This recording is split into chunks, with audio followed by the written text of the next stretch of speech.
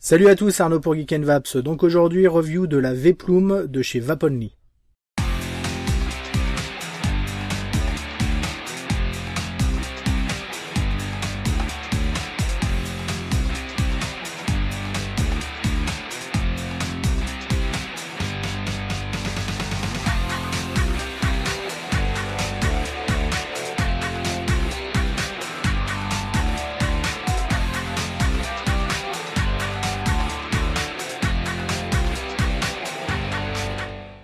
Donc la V-Plume de chez Vaponly est un ensemble batterie plus atomiseur, sachant que les batteries et atomiseurs peuvent se vendre séparément. Là on va voir en l'occurrence l'ensemble des deux. Donc une batterie déjà particulière, on a un système en fait twist, mais différent de ce qu'on a l'habitude de voir, puisque là on va avoir un wattage variable. On va pouvoir faire varier donc notre wattage entre 5 et 16 watts, sachant qu'on va pouvoir délivrer en réalité entre 3,5 et 6,3 volts. La batterie donc fait 1000 mAh ou 900. On sait pas trop parce que sur le site c'est annoncé 1000, sur la notice 900.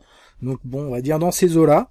On va avoir toutes les protections qu'il faut, protection court-circuit, décharge de la batterie, sachant que on peut pas changer l'accu, c'est une batterie complète.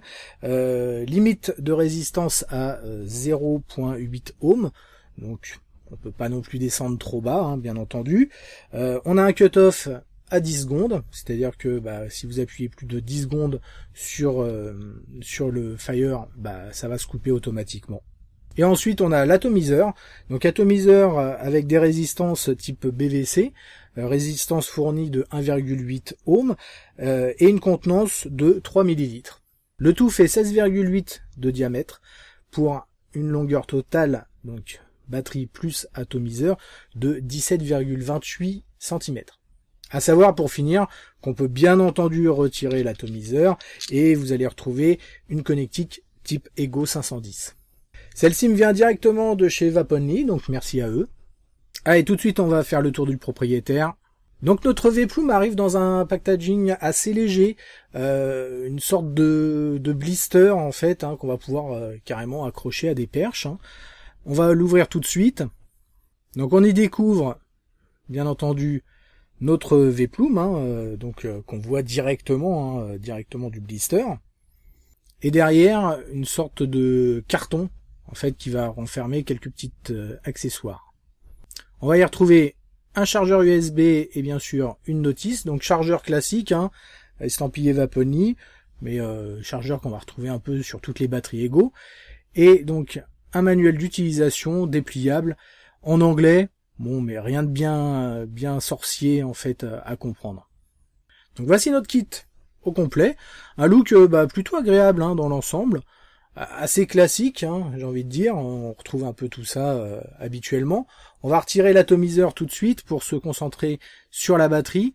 Donc comme je le disais, connectique Ego 510 avec un système donc sur ressort au niveau de la connectique. On a le switch, donc classique pour l'allumer comme pour l'éteindre, 5 clics, ça clignote 5 fois. Pour dire que c'est en route, on appuie, vous voyez, ça clignote. Alors là, en l'occurrence, elle est déchargée, donc ce qui fait que quand j'appuie pour faire feu, elle va clignoter comme ça pendant 10 coups, pour me dire qu'il n'y a plus de batterie. On descend le long de notre batterie, on y voit donc le petit logo Vaponly, et donc notre fameuse bague de réglage. Un look assez sympa, vous voyez, en dessous, et même la bague en elle-même. Et vous voyez, donc on a le petit triangle qui nous dit où on est, et on va tourner, donc comme ça, de 5 à 16 watts. Une bague assez simple, mais plutôt jolie au niveau design. D'ailleurs, on regarde tout de suite, si je mets un atomiseur en dessous des 0,8 ohms, pof, vous voyez, ça clignote blanc-rouge 5 fois, pour me dire en fait que tout simplement l'atomiseur est trop bas. Vous avez tout un système, donc c'est un système intelligent qui donne de signalisation au niveau de ces clignotements pour vous dire c'est ça qui va pas, il y a un court-circuit, il y a plus assez de batterie, l'atomiseur est trop bas, etc.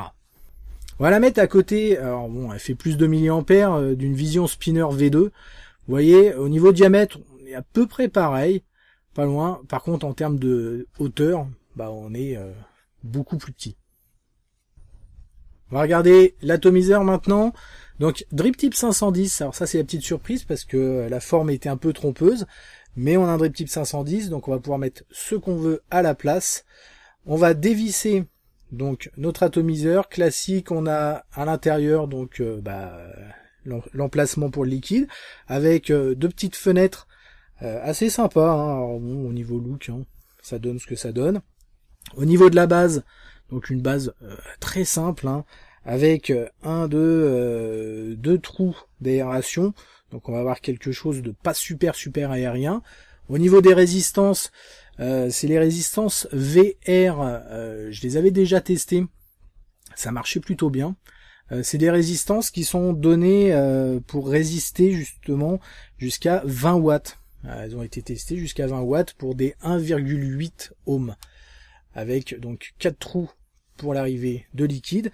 Donc c'est des résistances type BVC, hein, c'est-à-dire résistance en hauteur, bottom vertical coil. Pour ce qui est du remplissage, du très simple, hein. Là on va mettre d'ailleurs le Clarate qui est du Red Aster, mais incolore en fait, sans colorant. Plutôt pas mal, hein, j'en reparlerai. Donc on le remplit sans mettre du liquide au centre, et sans dépasser bien sûr la tige intérieure. Vous revissez, et c'est parti. On n'a plus qu'à retourner, laisser quelques minutes pour que la résistance vienne bien s'imbiber, hein, laisser au moins 5-10 minutes pour la première utilisation, hein. Vaut mieux laisser bien s'imbiber que de foirer votre résistance, ça serait dommage. Et ensuite on la remet en place sur notre batterie, et c'est prêt à vaper. Voilà, alors comme vous l'avez vu, hein, un système très simple, hein, c'est un ensemble batterie Cliro plutôt orienté primo-accédant. Ce qui est pas mal, c'est qu'on a le wattage, hein, au lieu d'avoir des volts, ça peut être un peu plus parlant pour les gens, effectivement. Donc là, j'ai mis ce fameux Red Aster, le Clarate, hein, donc Clarate, donc même goût que le Red Aster. Quasiment, moi j'ai même limite, je trouve un peu meilleur que le Red Aster original, mais plutôt transparent, quoi. Pas d'ajout de colorant, donc c'est plutôt cool. Là, je vais être réglé à 14 watts, donc plutôt pas mal, hein. 14 watts, et puis on voit ce que ça donne.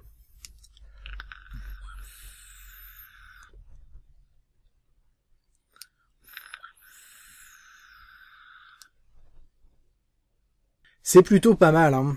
Pour un petit setup comme ça. Alors bon, on va avoir un tirage serré, ça c'est clair.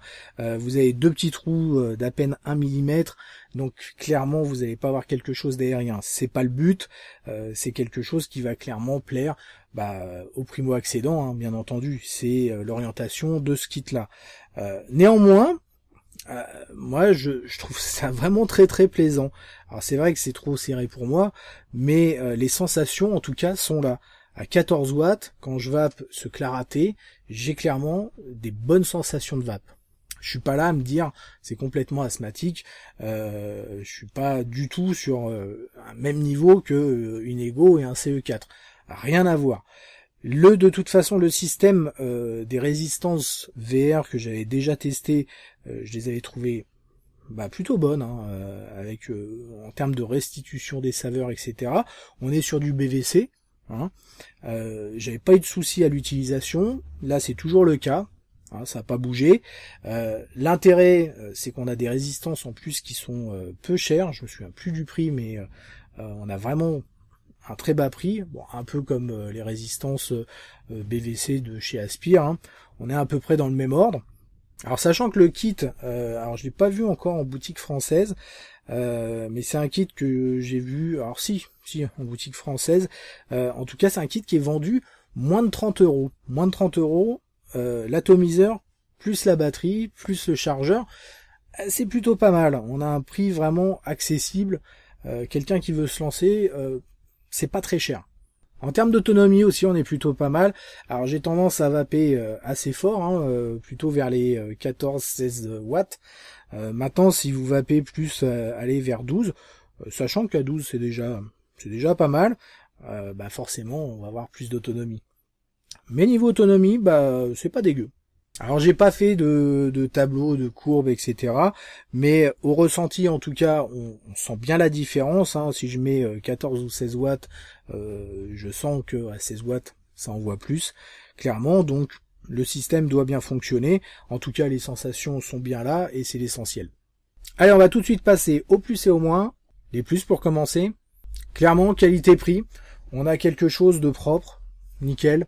Qui est plutôt esthétiquement réussi, avec les fonctions essentielles, hein, c'est-à-dire le côté twist avec du wattage, très très sympa, le switch est agréable, rien d'exceptionnel, hein, c'est des switches qu'on trouve un peu partout, mais l'ensemble en tout cas est propre.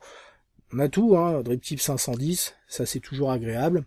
En plus, on a un drip tip qui est pas en métal, ce qui est plutôt pas mal parce que les primo-accédants, drip tip métal, c'est pas évident. Le drip tip qui est fourni de toute façon est agréable, donc nickel. Les sensations globales sur ce kit qui sont pour moi relativement surprenants. Hein.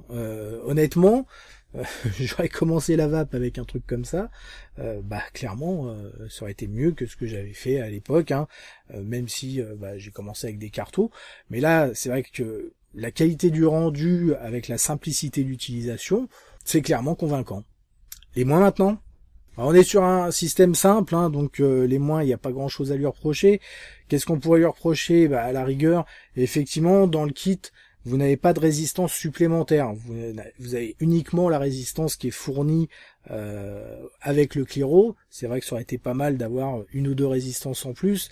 Après, ils ont vraiment voulu tirer les prix vers le bas, donc libre à vous, en même temps d'acheter un kit, hein, vous achetez un pack de 5 résistances et puis c'est fini.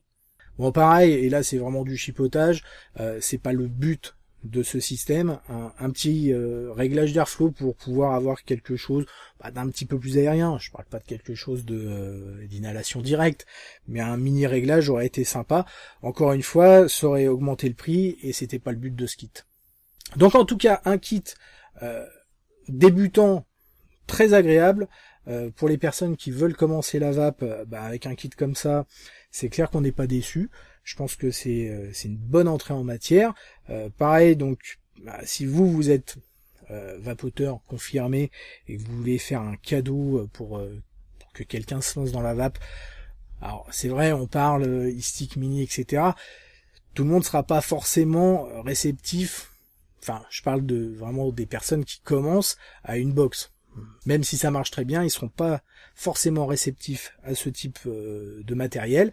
Donc si on veut quelque chose qui ressemble un peu plus, entre guillemets, à une cigarette électronique ou un vaporisateur, effectivement, celui-ci est plutôt bien. En tout cas, encore un bon produit de chez Vaponly. Bonne pioche. Allez, on se retrouve très rapidement pour de nouvelles aventures. Merci d'avoir regardé cette vidéo. N'oubliez pas de signer la pétition de l'Edus ou de participer bien entendu à l'Edus. Et une très bonne vape à tous.